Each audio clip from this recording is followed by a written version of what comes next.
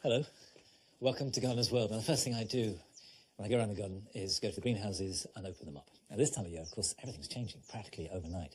We've got grapes coming, not ripe yet, but certainly swelling out. Tomatoes, haven't picked my first one, but that is going to be a matter of days. The chilies are coming through, and this year, aubergine's doing well. This is a variety called Black Pearl. They're the same family as tomatoes, so if you can grow a tomato, you can effectively grow an aubergine. And a healthy plant can produce up to half a dozen really decent aubergines. And you just know it's ripe when the skin is still really shiny. It feels firm, but has a little bit of give to it. It's not rock hard.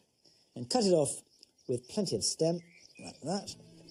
And there you have a really good fruit, which will be delicious. And that is a good way to start any day. Last month, Joe Swift visited the Savile Garden in Windsor Great Park to discover the inspiration behind the design of their very modern rose garden. I wanted to try and get people feeling as if they were in a meadow of roses. A meadow of roses? A meadow of roses that you're... A meadow... I've never heard of a meadow of roses before. It's quite a cool idea, isn't it? Yeah, it is a cool idea.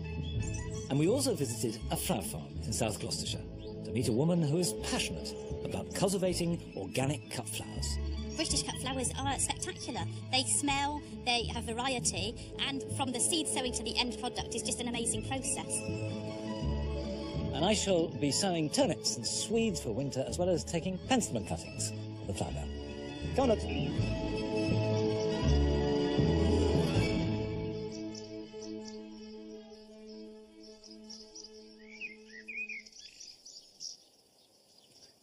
It's just at this point in the year when the really rich colours here in the Jewel Garden start to dominate. So you have the wonderful Crocosmia, Lucifer, these intense dahlias like Arabian Night, and the clematis, which have been fabulous this year. There's almost too many. They're spilling and toppling and falling in a great waterfall of flower. And some plants are a little bit more delicate. This is one of my favourite geraniums. This is Anne Folkard.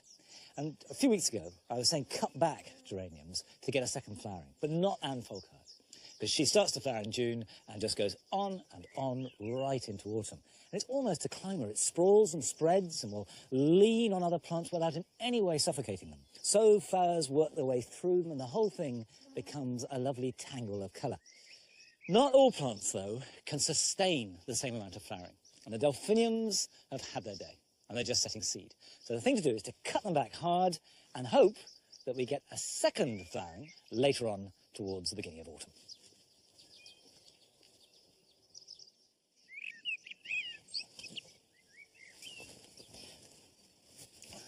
Of course, this time of year, getting into the border is tiptoeing through a minefield of plants. Now, here's the delphinium, which is nearly all stem. So cut out right at the base.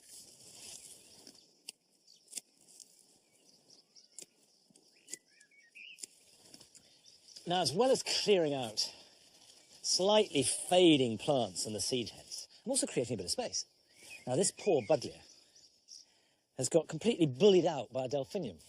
And if the banana hits its stride, if we get a little bit of warmth, that will double in size. And who would have thought that you'd have roses growing entwined with bananas?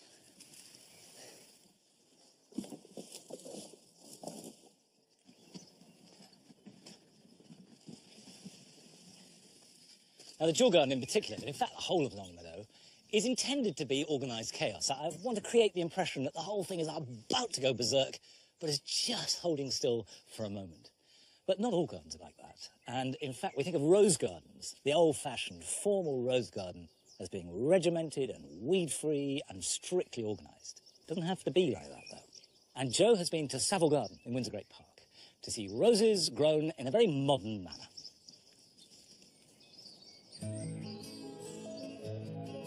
The rose is the most iconic of flowers. It comes in a huge range of colours, different flower forms, and of course, it's got the most delicious of scents too. It's impossible not to love them.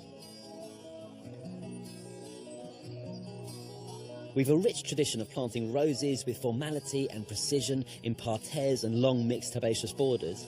But as a garden designer, what really intrigues me is, can a rose garden be reimagined?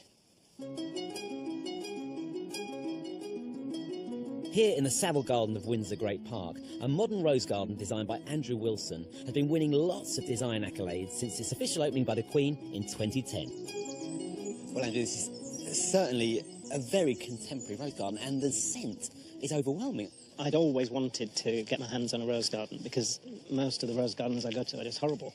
Oh, no, is that what you think? Well, I also think, what's the best bit about them? The flowers and the perfume. And so we set about trying to emphasise those two main elements. The traditional rose garden you expect to be very geometric and very linear somehow, and you've totally thrown that out the window. Well, we wanted it to feel like a dance, really, that you came in and you were walking through these different crescents and sweeps, and so you get different colour combinations. Makes the whole thing much more dynamic. I wanted to try and get people feeling as if they were in a meadow of roses. A meadow of roses? A meadow of roses that you're I've never heard of a meadow of roses I before. know, it's quite a cool idea, isn't Yeah, it? it is a cool idea.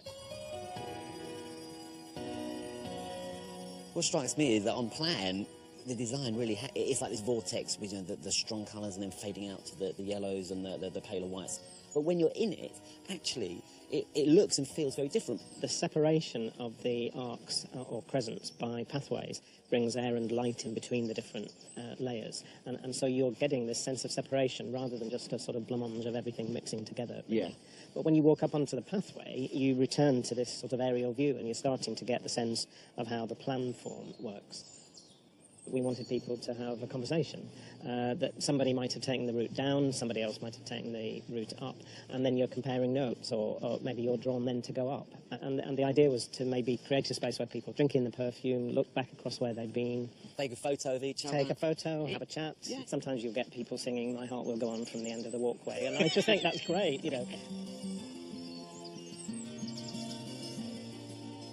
Now, Andrew has applied some really good garden design principles in this garden, especially when it comes to the planting. And I know how tempting it is to put one of everything in a border, but here he showed to get a contemporary feel in a space, you have to plant boldly and in quantity. And when it comes to plant selection, with roses, there are so many different varieties out there. Think about what you want and what you want it to do for you. Here we've got Claire Austin. It's got a wonderful scent, it's repeat flowering, it's got a gorgeous flower and incredibly lush green foliage. A really great plant. Now, as well as roses, the only two plants in this garden are the yew hedges, which create structure and also a view in and out because they've got gaps in them, and some ornamental grasses. And you think, well, ornamental grasses and roses, that's a strange plant association, but actually it works really well. So we've got these spokes of Molinia that lead you out, and of course they'll flower, they'll bring wonderful autumn hues to the garden and extend the interest right through into the winter. But just like the roses, they've been planted boldly, they've been planted with conviction, and that's why they work so well.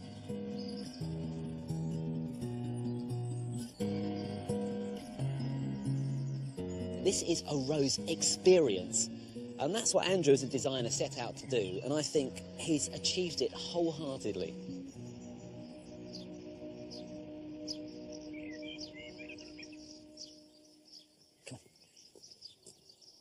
I have to say, I like roses however they come, whether individually, in a great meadow, sprawling, poised. Can't have enough of them. But I've never been to Savile Garden, and I want to, and so should you. Go and see it for yourself. It's open every day, and you can get all the details from our website.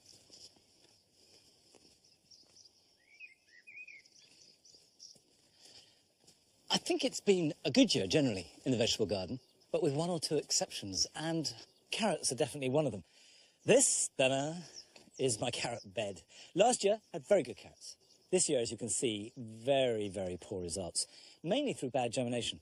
I think that is because we had such a cold April and I sowed them a bit too early. And so what I suggest you do if you've got a bad crop like this is use the space for something else. In fact, I can pull these up and just see how they are. Very small. Still got that lovely carroty smell though. So I'll cut my losses. Next year, resist the temptation to sow my carrots too early and wait till mid-May or even into June. However, now is a really good time to sow a very different kind of root crop.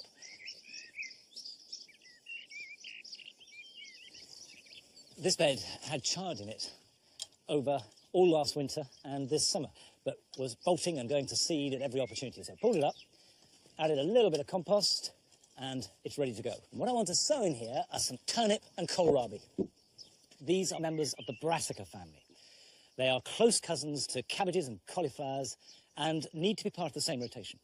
So they're ideal, for example, to foliar legumes such as beans or peas. And kohlrabi, the first one, is essentially an autumn crop. You can get green kohlrabi, which is sown in spring, for a spring and summer harvest, and purple kohlrabi, which is a little bit hardier, which is a good idea to sow now. And you'll be harvesting this in September, October, and perhaps even up to Christmas if it's not too cold. Kohlrabi are a slightly unusual vegetable because the bit you eat is actually above ground. And unlike swede or turnip, you eat them raw and they're crispy and fresh. So in fact, in many ways, they're more like a radish than a conventional root crop. And very simple. Make a drill, and as always, sow thinly. And so just sprinkle them along. Now this is a crop that are much better sown direct. No need to sow them in seed trays and prick them out. Get them in the soil where they are to grow.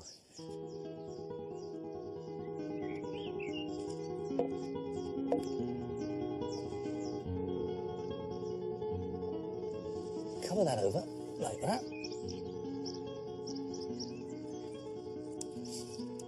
Now for the next root vegetable, I don't need to worry about hardiness because it's turnip, and I love turnips. Grown certainly no bigger than a tennis ball and actually really nice golf ball size. And they have a slightly bitter side to them. They're rather like chicory. So cooked and then glazed with butter and brown sugar, really, really delicious and perhaps undervalued. One of the problems that you do get with turnips, as you do with rocket and radish, is flea beetle. The beetle punctures a hole in the leaf, and then the leaf reacts by forming a callus around the hole, and you can have as many as 10 or 20 holes on each leaf. I'm afraid there isn't much you can do about it, but what you can do is water them well, thin them so the plants are healthy and strong, and keep them weeded. And if you have a strong plant, that's the best defence.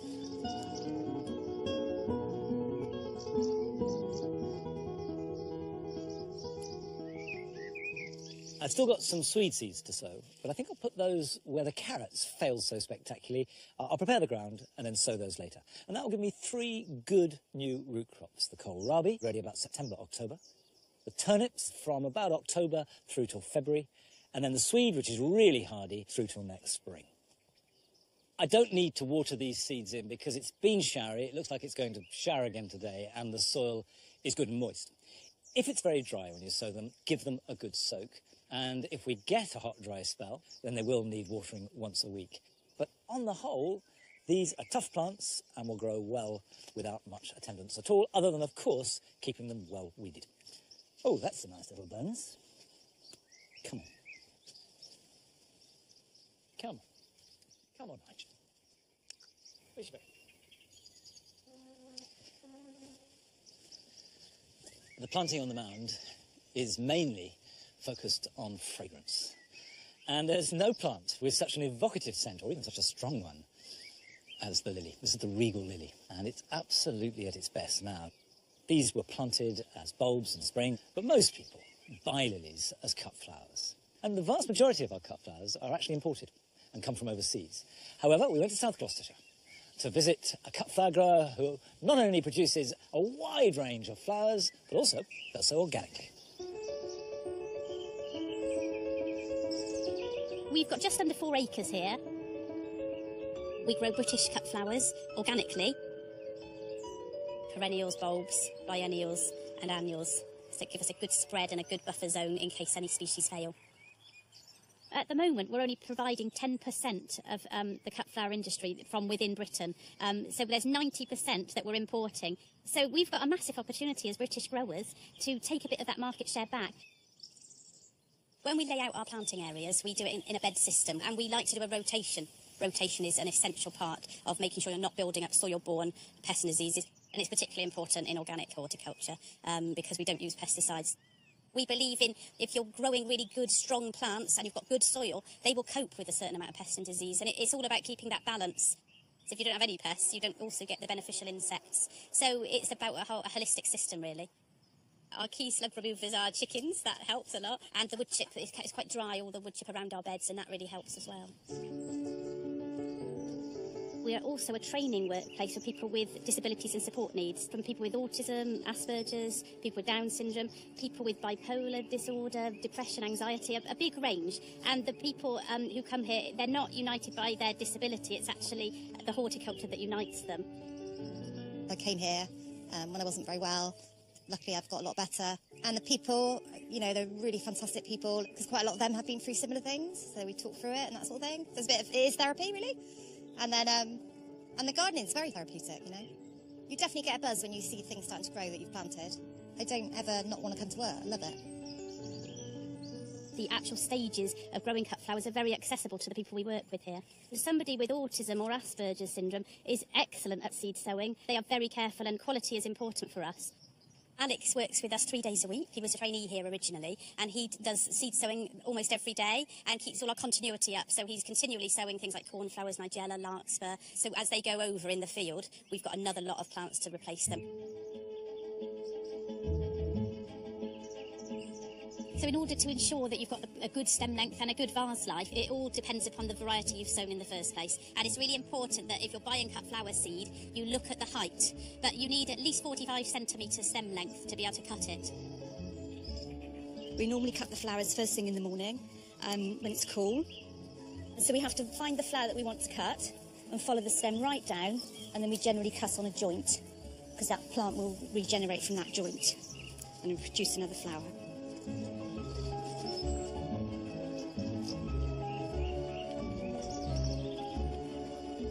Stripping the flowers down, taking all the foliage off below the waterline, because the foliage in the water will cause bacteria, and that reduces the vase life. Most of them are probably about 5 to 7 days, so it's quite good. There's a lot of interest now in people having their own cutting patches. I think people are wanting to grow their own, and it's moved from vegetable growing to flower growing. People get worried that they haven't got enough space, but actually with the right varieties, you can have, you know, a good jug of flowers in your house all through the summer months.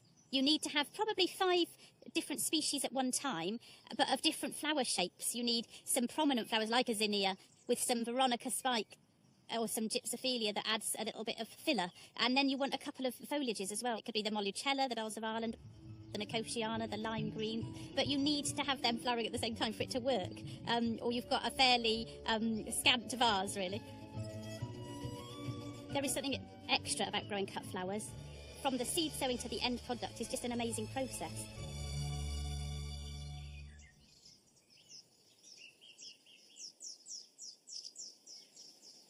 It's absolutely right that you don't need a huge space to grow a lot of cut flowers. Now, I'm developing the cut flower beds here. I've got gladioli, which are just about to come out. These nigella, white, spidery flowers, and the buds are just poised. A little bit of heat, and boff, they'll go.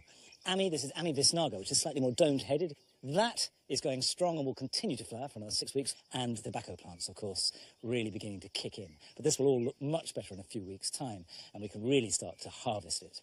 I have actually prepared another bed where I want to extend the range of cut flowers that we've got here. I cleared the last batch of vegetables. In fact, it was mainly parsley we had on here the other day. So this is now for cut flowers. It's a slightly awkward time of year for new planting. It's a little early to sow hardy annuals for next year. Certainly too early to put in spring bulbs. But I want to begin this bed with some perennials. So they will live here permanently. I'm going to start that process with some cuttings.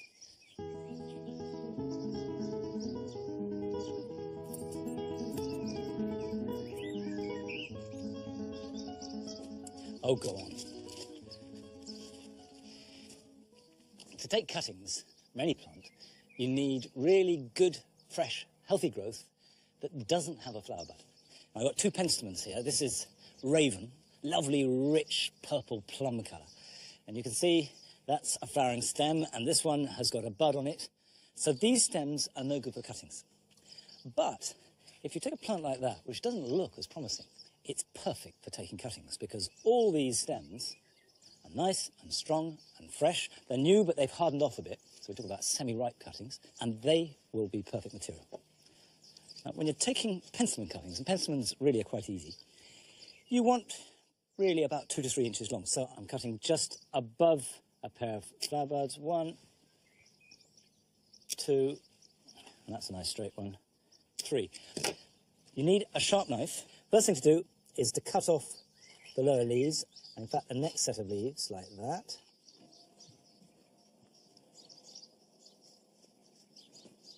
I've got a cutting mix which has got really good drainage. It's a mixture actually of coir, leaf mould and plenty of grit. Now these are a little long, so I'm going to cut them down, and I cut them just below the node there. And that can go in around the edge. I've taken hundreds of penstemon cuttings, and they take very well. They're a good one to start with if you've never taken cuttings before. And the reason why you put them against the edge of the pot is because they dry out a little less quickly. Now actually, there's probably a little bit too much foliage on that, because of course the cutting will transpire, and if there are no roots to feed back into it, it'll just gradually lose moisture, wilt and die. We need some foliage, but not too much, and one way of doing it is just halve a larger leaf like that. That now will be fine. That one go in the middle, and I'm actually going to just take these back a bit.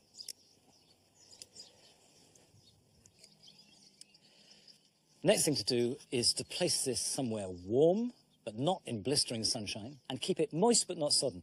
And you can do that a number of ways. Obviously water it, but then you need to either mist it 2 or 3 times a day with a hand mister, which is very effective. Or you could put it in a propagator, which has got a closed lid, and that keeps the condensation in. Or if you're very fancy, you can have a mist propagator. But this time of year, these will take very quickly.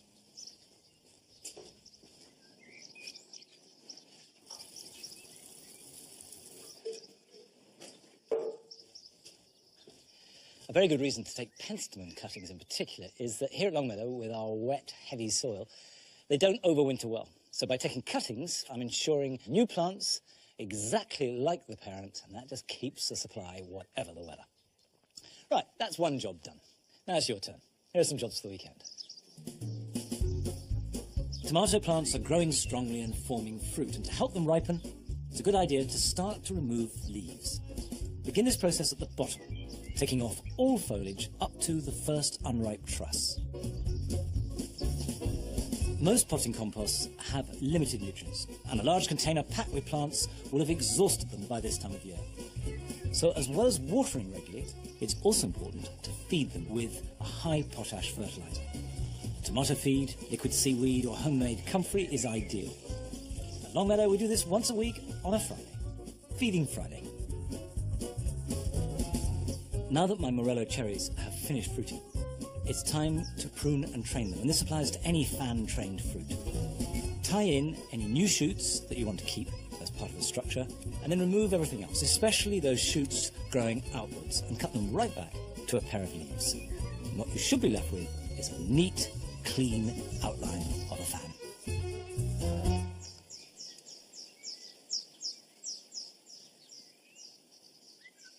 A plant that I really look forward to at this time of year is the Ligularia prozwulskii. It's difficult to pronounce and almost impossible to spell, but very, very easy to appreciate and enjoy. You've got these yellow spires of flower on black stems, and it shines out of the shadows. Now, the shadows are important.